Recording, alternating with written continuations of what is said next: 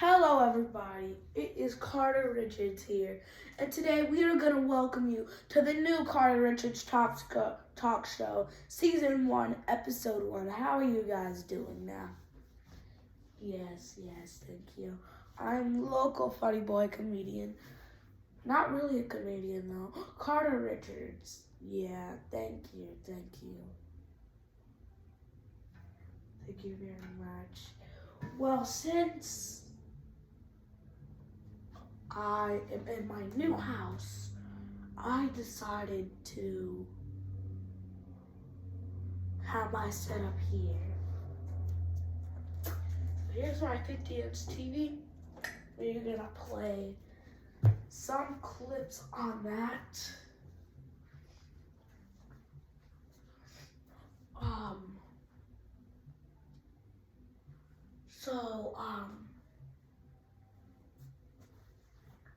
We are going to play some clips about church stuff.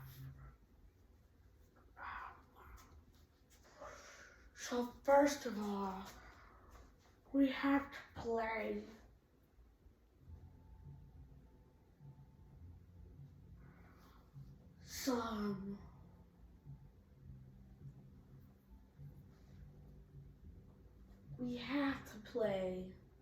some theme song, right?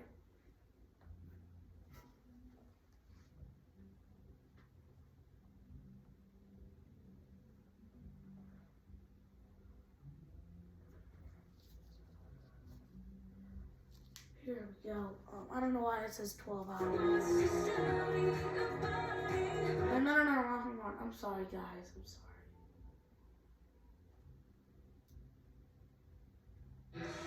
A diaper this leak-free? Septum-free. Only Pampers Cruisers 3... Welcome, everybody, to the new Carter Richards Show. I'm Carter Richards. We have some hot news today for you. Yes, I can't wait to give it to you. The Carter Richards Show presents Carter Richards and a special guest. But this episode, we're not having a special guest. Aww.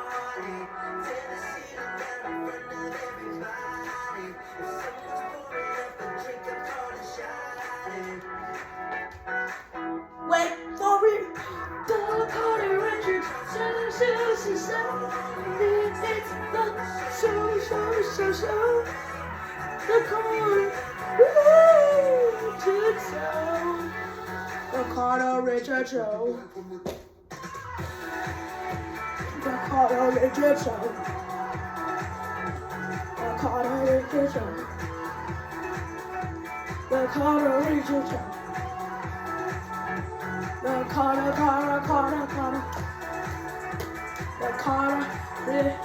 Carter. The Carter Richards Show. It's the Carter Richards Show. Hello, everybody. Today, we are going to start off with our proud sponsors, hot news for celebrities.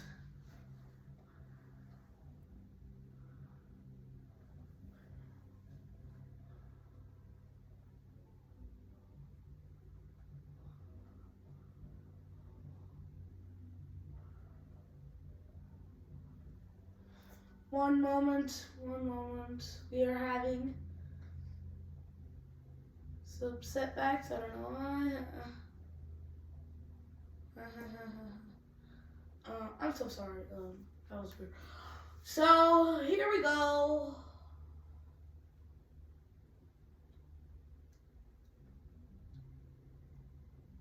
With some hot news. Well, it's really Hot Deco or Deco. I forgot the name of it.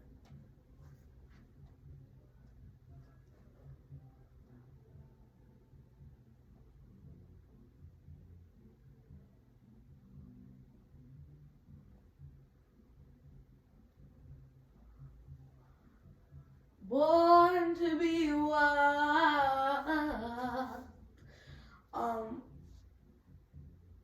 I'm gonna be still singing. I'm gonna be singing until I could get this thing. Ah, yes.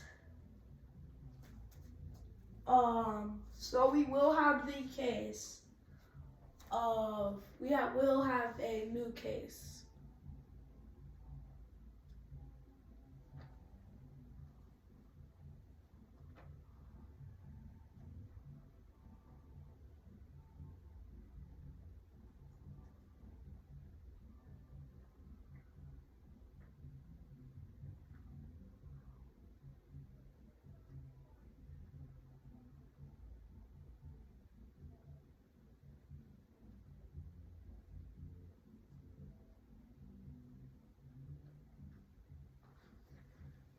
A moment.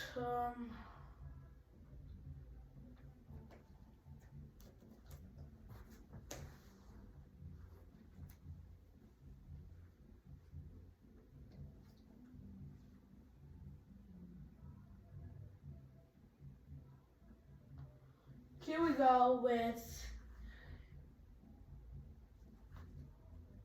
Michael Jackson's son, Biggie, aka Blanket, taking Catherine Jackson to court. Here is the video. Sorry about this. We will come closer so you guys can see.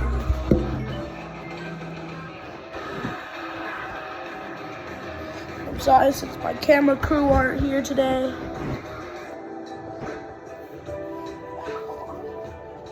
Drive time is you. Michael Jackson's family is caught up in a complicated legal battle, with different members taking opposing sides. Michael Jackson's son, Blanket, whose real name is B.G. Jackson, is trying to stop his grandmother, Catherine, from using estate money for her ongoing legal battles. B.G. filed documents this week. In these documents, he's asking the court not to let Catherine use Michael's money to pay for her appeal of an earlier decision. Let me break it down in simpler terms, but with a bit more detail. B.G. and his grandma were recently collaborating to put a stop to a significant business transaction involving the people managing Jackson's estate. They were both firmly against this deal and took action together to stop it from happening. The documents don't give a clear picture of what the transaction was about. It's been a bit of a mystery throughout this whole story. However, from what we've heard in the news lately, it seems like it could be linked to the agreement Oh! I'm so sorry. We will get that fixed in a made short with Sony to sell roughly half of Michael's music collection for $600 million. B.G. clarified that he and his grandmother presented their arguments against the deal, but unfortunately, the court didn't rule in their favor. It seemed like the end of the legal matter. However, Catherine has chosen to challenge the ruling by filing an appeal, a decision that B.G. wants no involvement in. He doesn't want his father's estate paying for her legal bills. As you know, he's an heir to the estate, so that cash is pretty important to him. According to B.G.'s explanation in the documents, he believes that the appeal doesn't have much chance of succeeding. Moreover, he doesn't see how it would really help the beneficiaries of the trust to keep fighting. Therefore, he opposes the estate covering the costs of the appeal, which is what Catherine wants. B.G. has also requested that the court carefully consider granting Catherine reasonable attorney's fees for the legal battle leading up to the appeal. He acknowledges that she deserves some compensation for her legal expenses, but he believes it should be reasonable and fair. It's not shocking that B.G. filed against Catherine. Just yesterday, executors of Michael's estate reportedly claimed that she receives a 7-figure allowance for the year. Blanket probably thinks she should use that money for the appeal instead of dipping into the estate's funds. Looks like the family isn't entirely in agreement on this matter. We're still waiting for the judge to make a decision. What's your thoughts, guys? Let me know in a comment. Yes, you heard him.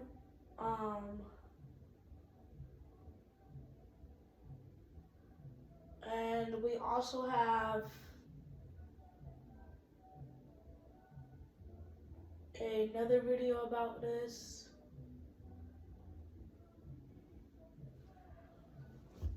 They're short though. Do you want to go to France? Travel Modern in the French BA350. Well done, Viv. You got the presents, the balloons, and the raptor cake. Now, Let's turn now to some celebrity legal news with Michael Jackson's family. The King of Pop's 22-year-old son, BG, aka Blanket, just took Michael's 93-year-old mom, Catherine, to court. I do think it's important that we all know about it. At issue, money. BG doesn't want Catherine to use part of his dad's billion-dollar fortune in her appeal of another legal fight they both lost. That lawsuit is sealed, so it's unclear if the dispute was over Michael's music catalog, but the estate did just sell about half of it to Sony for $600 million. Catherine reportedly gets 7 figures a year from her son's trust, and this isn't the first time the matriarchs had some family friction. I'm here today to let everybody know that I'm fine. In 2012, she addressed rumors she'd been kidnapped by some of her own children. My children would never do a thing like that, holding me against my will. It's very stupid. Catherine later sued her nephew-turned-driver Trent Lamar Jackson for trying to, quote, control her every move. Trent. Yes, ma'am. More legal news. Kathy Griffin's been trying to divorce her ex for nearly 3 months and can't. Why? Apparently no one can find him. Randy Dick and Kathy Griffin. The two wed in 2020 with Lily Tomlin officiating the I-Do's. Randy helped Kathy through her lung cancer battle and sobriety struggle. This is the longest relationship for both of us, and we've never been happier. But back in December, the couple split. She asked him to move out and has since tried to serve Randy divorce docs, but can't locate him. The 63-year-old even hired a private investigator, but, quote, this too has been unsuccessful. A hearing is set for Wednesday where Kathy could seek a default judgment. Her marketing exec X seems to be active on social media. Today, he posted his March Madness brackets are correct. See you later.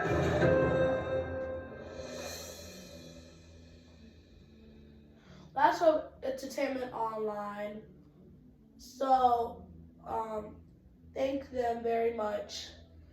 They helped make this And the fact of the matter is, this together. So thank them a lot. Now let's move on. You heard them. Let me get my mic. You heard them. That Biggie is trying to sue his 93-year-old grandmother. Now I think there's a wrong and a right in that situation. She's 93. That's the wrong. But I don't know there's two wrong. No, yeah, there's one wrong and one right. She's 93. Why are you gonna sue a 93-year-old? She can't give you money, and you have all that money. You have all that money from Michael's, and just because she's trying to sell a few, you have more. You know how many albums he came out with, and how much money from that real estate. It doesn't matter. It doesn't matter. I mean, it does, but like, she's wrong in this situation too. She should not be using her dead son's money just for her. But I'm pretty sure Michael would have said it was fine. I'm pretty sure he would have wanted her to do that. If he thought of what his dad would do, he would let it go on. Listen to Auntie Janet. Listen to Janet Jackson. She'd probably be fine with it if she were dead. She would probably be fine with it now that she's alive. And Catherine, she has so much children, so much money, which all have money. She could actually run them. But Michael is the biggest one of all of them. So even if she does take some money a part of it, he still has a lot more. But it's wrong to do that. But I'm saying all the Jackson children should help their grandmother in this situation. They should help her. Because if she's having bills to pay, lots of bills to pay, they need to help her. She can't work. She's by herself. So what gives you the right? If she already has a bunch of bills, why do you want to sue the woman? I'm not saying, like, what I'm about to say, you still have a lot of money, but that's not about, it's about his dad. But his dad would have wanted it. As I said before, his dad would have wanted this to happen. So why did you have to do this?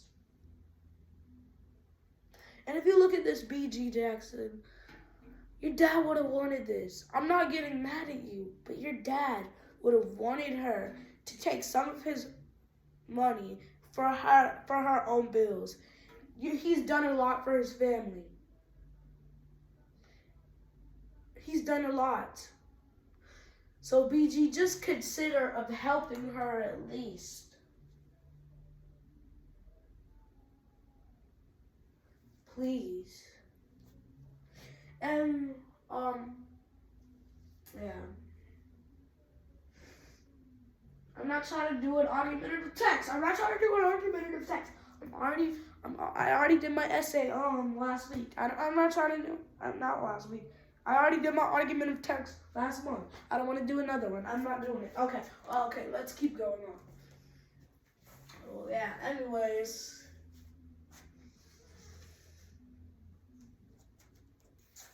But that's like an expository and argumentative because I'm mostly saying facts, almost stating a few opinions.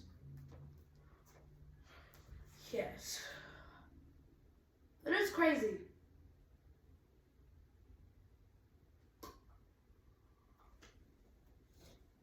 And there's a reason behind everything. As we know that, we have another money situation. We would like to, I would like to get over with. Why did Usher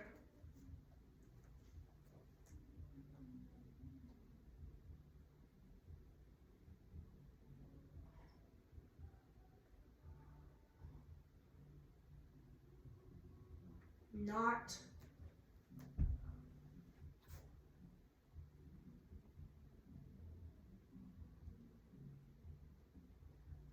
get, because I already know this myself, get paid for the Super Bowl? I want to know this. Maybe you guys already know it.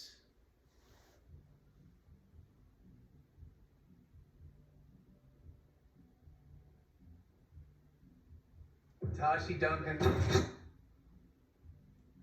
So we are going to watch this, the longer video though. It's been 13 years since Usher descended from the sky to perform his hit OMG during the Super Bowl 45 halftime show in Arlington, Texas. Now, the 45-year-old R&B star will headline the Super Bowl 58 halftime show in Las Vegas. The king of R&B found out he would be performing on a phone call from Jay-Z, whose Roc Nation has served as the live music entertainment strategists for the NFL since 2019. It's no surprise he was part of Roc Nation's selection process, whose halftime acts have promoted diverse, current artists with some connection to the host city in which the game is played. Super Bowl 58's location at Allegiant Stadium in Las Vegas is home to both of his sold-out residencies, one in 2021 at Caesars Palace, followed by an even bigger show at Park MGM. Usher has become one of the most popular acts in Sin City over the past 2 years. Usher's original 14-show run grossed more than $12.9 million in ticket sales. And, as of last September, Billboard reported that the My Way residency had sold 290,000 tickets, grossing $64 million across 59 shows. While the NFL and Apple Music cover the cost of the production, which can stretch to more than $10 million, some artists in recent years have chosen to invest their own money. The Weeknd reportedly spent $7 million in 2021 to stage his performance, and Dr. Dre spent the same amount the following year to ensure the show fit his vision. However, no one, including Usher, is paid for their Super Bowl halftime performance. But the arrangement pays off in other ways for Super Bowl talent. Last year's game garnered 115 million viewers according to Nielsen, making it one of the most watched telecasts in US history. The potential marketing value of a halftime performance is astronomical, considering the going rate for a single 30-second commercial during this year's telecast is around $7 million. Rihanna, last year's Super Bowl halftime performer, saw her digital song sales increase by 390%, according to Luminate. The billionaire pop singer also snuck in a mid-show plug for her Fenty Beauty brand, which led to more than $44 million in earned media. Plus, she pulled off the most epic pregnancy announcement in recent pop culture history. Similarly, Usher is using his Super Bowl performance to jumpstart a robust plan for 2024, beginning with releasing a new album on the day of the game, Coming Home. This is his 9th studio album and first since 2016. He also has licensing agreements for a fragrance line and cognac brand, Remy Martin, which could see meaningful sales bumps following the big game. This year's Super Bowl has a unique marketing angle. Taylor Swift's presence cheering on her boyfriend, Chiefs tight end Travis Kelce, has been enough to convince health and beauty brands to buy valuable commercial time. Dove, for instance, is doing its first Super Bowl commercial in 18 years, and Elf Cosmetics is doing its first ever. Usher has promised to walk fans through his 30-year music catalog. He has hinted that he will be adapting elements of his Vegas residency show, perhaps even the roller skating, into his performance. And while performing for a crowd of 65,000 in an NFL stadium is drastically different than 5,000 in the theater, Usher recently told Vogue that the show will feel like a personal serenade to everyone watching. "I'm literally speaking to every woman," he said. "I want to make it feel like that."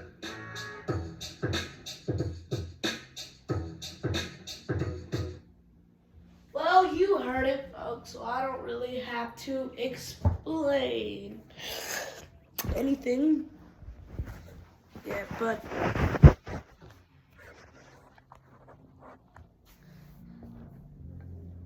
since Beyonce was dissing his Super Bowl halftime show, I also want to get on that.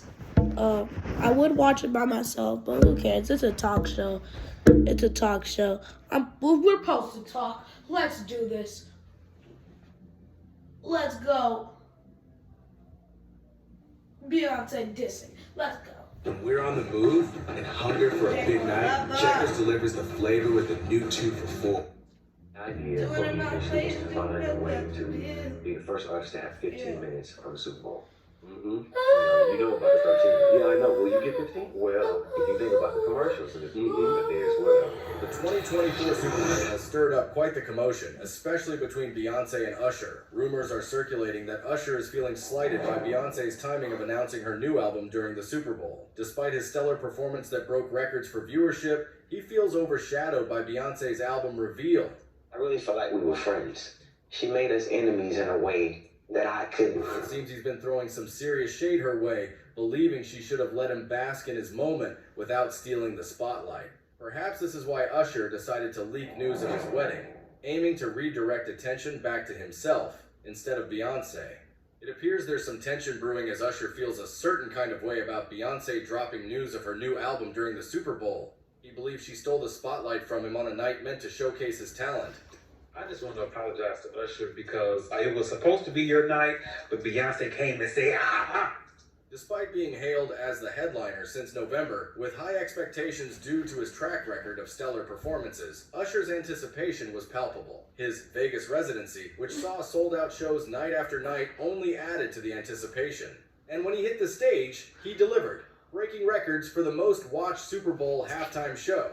However, amidst the buzz, other events, like Kanye West's $7 million 32-second ad, managed to overshadow Usher's performance, leaving him in third place in the social media chatter. While Usher's performance was undoubtedly remarkable, it seems the spotlight shifted elsewhere that night. It turns out Kanye's unconventional marketing paid off big time, with his $7 million ad generating over $25 million in sales for Yeezy products within the first 24 hours post-Super Bowl. While his tactics may have diverted attention from Usher's performance, it was Beyonce's partnership with Verizon that truly stole the spotlight. Lasting only a minute, rumors suggest she shelled out a staggering $30 million for the ad spot. But hey, when it's Beyonce, you know the investment is worth every penny. They really caused a stir with their latest move, dropping new music during a well-executed ad. The moment Beyonce uttered "drop the music," fans interpreted it as a hint of impending releases. This speculation gained momentum a few days earlier, fueled by Beyonce's country-style attire at the Grammys, leading many to predict a country-themed album. Their guesses were spot on, as Beyonce later revealed the upcoming album, Renaissance Act 2, slated for release on March 29th. But the surprises didn't end there. On Super Bowl day, she unveiled 2 new tracks, Texas Hold'em and 16 Carriages, catching everyone off guard. These surprise drops, unveiled through her Verizon partnership, sparked widespread conversations about Beyonce and her highly anticipated album. Beyonce's album announcement has cast a shadow over Usher's Super Bowl performance, dominating discussions on the streets. Some liken it to stealing the spotlight, akin to a grand proposal or wedding. Despite Usher's historic Super Bowl performance, he found himself overshadowed, with Beyonce's presence consuming the chatter. Even the Super Bowl itself seemed eclipsed by Beyonce's buzz, especially with talk swirling about Taylor Swift's partner and their victory. Speculation mounts that Beyonce orchestrated a clever, understated album roll out right under our noses, so subtle it felt natural. Recall Jay-Z's Grammy speech when, accepting the Global Icon Award, he brought Blue Ivy on stage, then criticized the Grammys for repeatedly snubbing Beyonce in the Album of the Year category. Carter family left right after Jay-Z's speech. They didn't stay till the end. We get Afrobeats all the time for my after the time I came in lost my girlfriend. What's happening there? Back then, Jay-Z's Grammy speech raising eyebrows for calling out the awards for not recognizing Beyonce's albums, despite her not being nominated that year. She hadn't released any music the prior year and had no nominations. Her presence at the event was solely to support Jay-Z's win. While hinting at her country album, the timing seemed odd to many. Fans speculated Jay-Z might be salty over Taylor Swift's 4 Album of the Year wins. However, it all unfolded as part of a calculated album rollout. By sparking conversations about Beyonce's Grammy snubs, Jay-Z ignited buzz around her upcoming album, dominating social media discussions for days. This orchestrated move felt natural, especially given Jay-Z's past defense of Beyonce's Grammy losses. He emphasized her impact on culture and criticized the award's biases. While hurt by the snubs, Jay-Z turned it into a strategic opportunity, leveraging his history of defending Beyonce to promote her new album seamlessly. Some of you don't belong in the category. I don't want to embarrass this young lady, but she has more Grammys than everyone and never won Album of the Year. So even by your own metrics, that doesn't work. Think about that. With most Grammys, never won Album of the Year. That doesn't work. This feels funny. Where did it go? Can you see anything? They're talking. From their attire to Jay-Z's speech with Blue Ivy on stage, every detail was meticulously planned. Notably, they left the Grammys immediately after Jay-Z's statement, showing their control over the narrative. Beyonce's appearance at awards shows where she's not nominated isn't new, but this time it felt like a deliberate move to keep the spotlight on her. The Super Bowl announcement was just the icing on the cake. It's a genius strategy that's been quietly unfolding for a while, fitting with Beyonce's low-key approach to album promotion. She's known for surprise drops that still dominate charts, like when she announced Renaissance Act 1 by simply changing her Instagram bio. Fans are buzzing about her latest drop, especially impressed by the quality of the first 2 singles. However, not everyone is thrilled. Been working out. I changed a few things. I stopped eating gluten. I did cut sugar, all alcohol. No alcohol. I hadn't had a cigar or anything. So I've been here, 101 shows done here. 100 of them sold out. My investment in this city far exceeded just my residency. It just reinvigorated my brand, my energy, my excitement about music. According to an insider, Usher feels slighted by Beyonce stealing his thunder. While he's a Beyonce fan, he believes she didn't need to hijack the ad for her album announcement, especially when she could have garnered the same attention with a subtle social media move. Some fans agree, feeling that Beyonce overshadowed Usher's moment, while others defend her, arguing that both artists deserve their time in the spotlight. What's your take? Do something like a versus? Yo, and me and Chris will kill the world if we ever did something together like that. I'm not saying it's versus, but I'm gonna just say this. If that ever happens, it'll be one of the biggest things that anybody has ever experienced in entertainment. If you work the commercials into your set. Okay, so I like that. That's innovative thinking. Yeah.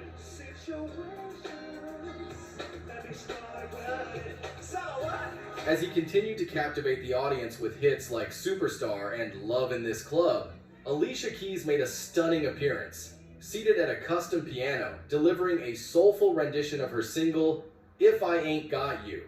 The highlight came when Usher joined her on stage, leading into their iconic duet, My Boo, with the audience cheering along.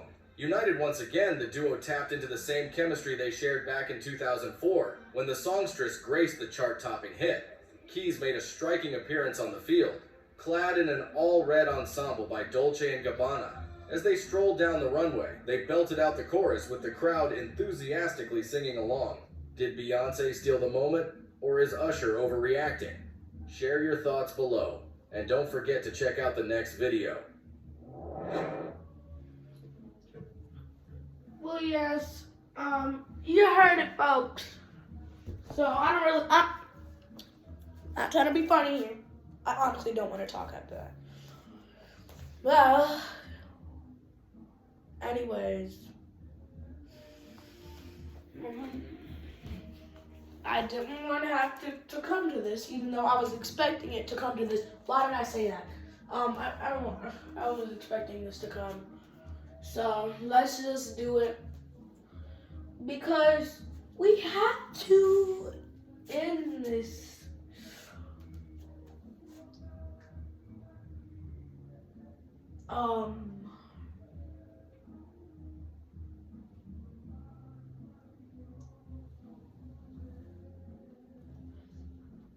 In the show. You can't keep the show on forever, you know.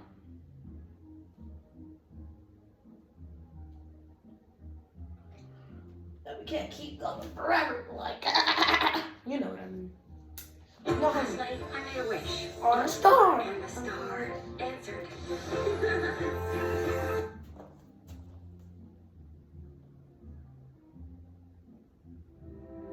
No.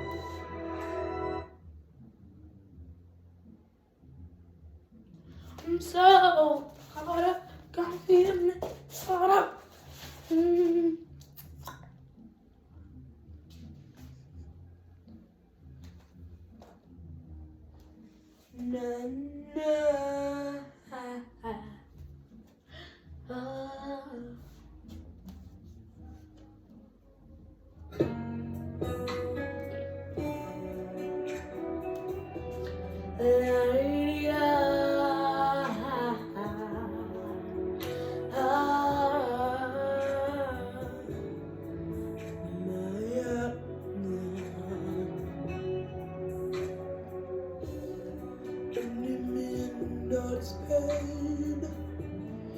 Don't leave me all in the rain. Come back and bring back my smile. Come and kiss these tears away. I can't live now. Life's so kind.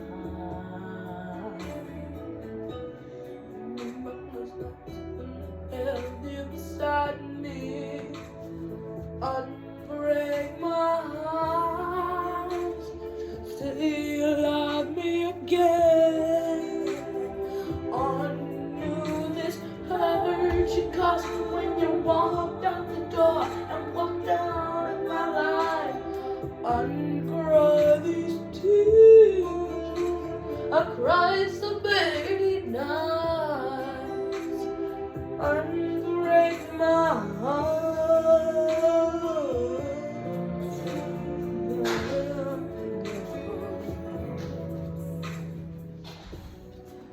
That sad working hard. Bye. The show has ended. I'm here with these tears. Come and kiss the pain away. I can't forget the day you left. summertime. It might be so cool without you here beside me. Goodbye, everybody. We have to leave at the moment. We'll see you next episode. Goodbye.